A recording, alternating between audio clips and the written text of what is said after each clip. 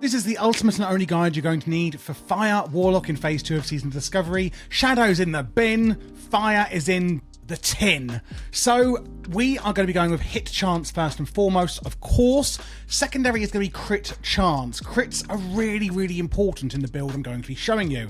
After that, we want spell or fire damage equally, meaning whichever we can get the most on our gear of. Then it's going to be intellect, and then, you know, some spirit if there's anything left over. Looking at the talent build we're going to take, we're putting 5 into Cataclysm, which is going to reduce the mana cost of your destruction spells by 5%, and then 5 into Bane, reducing the casting time of your Shadow Bolt and Immolate spells, specifically here Immolate, by 0.5 seconds and Soulfire by 2 seconds. We're going to go down 1 and put 5 into Devastation, increasing your critical strike chance of your destruction spells by another 5%. Remember, I was saying that crit is really important. Well, now you've just got a huge load more of it. 2 out of 2 into Improved Firebolt, reducing the cast time of your Imp's Firebolt, meaning that your Imp is passively pumping out more damage. 2 out of 2 into Intensity,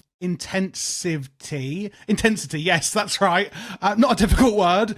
Gives you a 70% chance to resist interruption caused by damage when channeling the Rain of Fire, Hellfire, and Soulfire spells. We're also going to go back up to Shadowburn and put a point in here. It's on a 15-second cooldown. This is going to help us generating soul shards, instantly blasting the target for shadow damage. If the target dies within 5 seconds, we do get a soul shard. Then we're going to put 4 points into Improved Immolate. Unfortunately not 5, we just don't have enough to put it in there, increasing the initial damage of it by 20%, putting 1 point into Ruin, increasing the critical strike damage bonus of our destruction spells by 100%, doubling then the crit damage, and that is why the crit is so important. And finally, adding 5 points into Ember Storm, increasing damage done by our fire spells by 10%. And then, actually, my mistake, we can put the 5th point into Improved Immolate. I swear when I done this build a minute ago before filming this, I checked and I couldn't, but turns out we can, so that's even better for us. Looking at the runes then, going on to chest, we're going to put Lake of Fire. Rain of Fire is also going to leave a big fiery lake on the ground that increases all fire damage we deal and our demon dealing to affected enemies by 40%, which is obviously huge on the fire damage we're doing in this fire build. On the leg rune, of course, we're going to use Incinerate as per our talents, etc. We're burning the enemy and increasing all fire damage we deal for the next 25% for the next 15 seconds. Very, very awesome on there. On the hand rune, I'm going to put on Chaos Bolt here, sending a bolt of fire at the enemy dealing damage. Chaos Bolt always hits and cannot be resisted, and its knowledge is going to cause all of your fire spells to pierce through absorption effects. Chaos Bolt gains a high chance to be resisted when used against monsters 4 or more levels above your level. Going on to the Waste Rune then, the new ones, Shadow and Flame is quite interesting. Your critical strikes of fire and shadow spells increase your fire and shadow damage done. So again, crit is even more important with this. And then going on to the foot, we're putting on Demonic Knowledge, increasing our spell damage and healing by a value equal to 10% of your demon pet's total stamina plus intellect. So from phase 1 into phase 2, the rotation for fire really isn't changing much. We're not really getting much extra that's very exciting from the waist and foot rune. However, it is increasing the importance of things like crit and increasing our damage. Overall, I think they are really good. It's just not really doing anything crazy. And I do personally think, you know, with each phase getting more and more runes, I think they have got to be careful at not bloating these out. So overall, I'm quite happy. What are your thoughts though? Let me know in the comments below. And if you guys do need any help on the rotation with your class, UI, add-ons, literally anything at all, whether it's SoD, RAF or retail, please do join my Discord. We're actually making a new WoW EU guild for SoD, and we're happy to help you guys with anything you need at all. This is a big old list of the pre-biz gear you can get. I'm not going to go into full detail here. I will say to subscribe below so that you don't miss out my new gearing guide coming soon for both leveling, pre-biz and biz, now that we've got the determined items confirmed. So you can see here, a lot of it is going to have Fiery Wrath. You can run to the auction house and buy Fiery Wrath gear that's green. It's going to be quite cheap.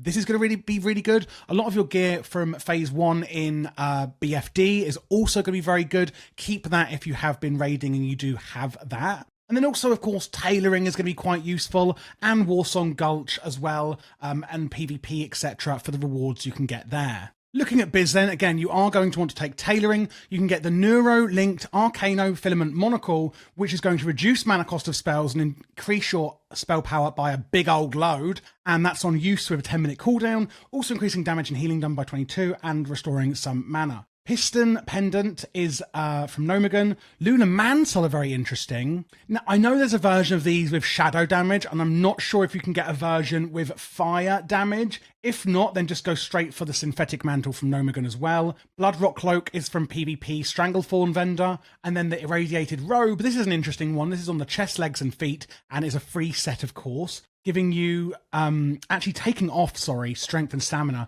but adding intellect, spirit, and nature resistance. And this is going to improve your crit again, which is, of course, big thumbs up for us, increasing damage by 23. The set bonus again there, increasing crit and damage and effects. And again, that is on the chest, legs, and feet. The Dryad's wrist bindings are actually from Warsong Outriders Exalted, so Warsong Galt reputation. And then the Staff of the Evil Genius is going to be really, really good, improving your chance to hit by 1% and increasing damage and healing, etc. Dreamweave Gloves, these are from Tailoring. And the Hyperconductive Gold Wrap is actually Engineering. Now, of course, I have told you to get the Epic one from Tailoring already, and this doesn't have Unique Equipped on it, so I'm assuming we can have both. If we can't, however, when we actually get it, Volatile Concoction Belt is the way to go, again from Nomagon, with 1% hit chance and some more damage done. Umbral Blood Seal, again, this is PvP from Stranglethorn Vale.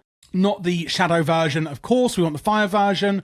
Conflagration. This is a ring that's unique equipped from Nomagon, increasing damage and healing by 11, MP5, and adding some nature and arcane resistance. Miniaturized Combustion Chamber, channeling health into mana and increasing damage done. And then the Invoker's Void Pearl, again on the other Trinket. The Trinket is from Phase 1 Akume in BFD. We can also get the Mechanico Strider, Gear Shifter, and put that on our 1 slot. So really the gear this season, or phase even, really isn't that exciting. Yeah, it is what it is. We're going to have to do a mix of PvP and also Nomagon if we do want to get every piece of biz that we can get. Looking at consumables, there's a few interesting ones we can get. The Greater Mana Potion, of course, will be a lot cheaper this phase, being on the auction house. Lesser Arcane Elixir is really good. And then looking at food, you can either get the Sagefish Delight if you want some mana, or just the general Spider Sausage, which is going to be farmable from the spiders in the northwest region of Dustfellow Marsh. This adds 12 stamina and spirit and is the general way to go. So like I said, you can farm it really easily or just buy it on the auction house. It's entirely up to you. Looking at the other profession you're going to take then, assuming you've taken Tailoring, is going to be, in my opinion, Enchanting. And that's for this sigil here, increasing your spell damage, etc. on use. And it does last for 30 minutes. However, I do not believe it persists through death, as you can see that the cooldown is 30 minutes on it. And then I'm assuming we have the buff, you die, you lose it, and then you'd have to wait for that cooldown to return. So do be mindful of that. Otherwise, Alchemy is a really good choice due to the mildly irradiated rejuvenation potion, restoring both health and mana, and also increasing attack power and spell power by 35 for 15 seconds. Mustn't also forget that there is the new skill books in Phase 2 for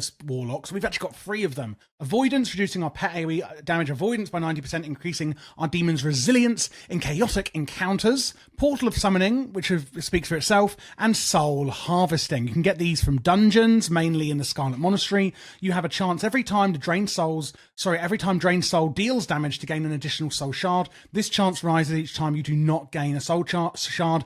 That is a massive quality of life improvement. Just wanted to highlight these to you because it's easy to forget that we did actually get these little nice QOL increases in Phase 2 as well. And that is it, guys. Let me know how you're getting on with Warlock in Phase 2. I'd be really intrigued to know. And if you do need any help with actually simming or setting up your logs and reviewing your logs and things like that, do consider joining my membership below with the join button, or joining my Patreon, where you can open VIP tickets in Discord and get a one-to-one with me where I can help you review these kind of things, etc.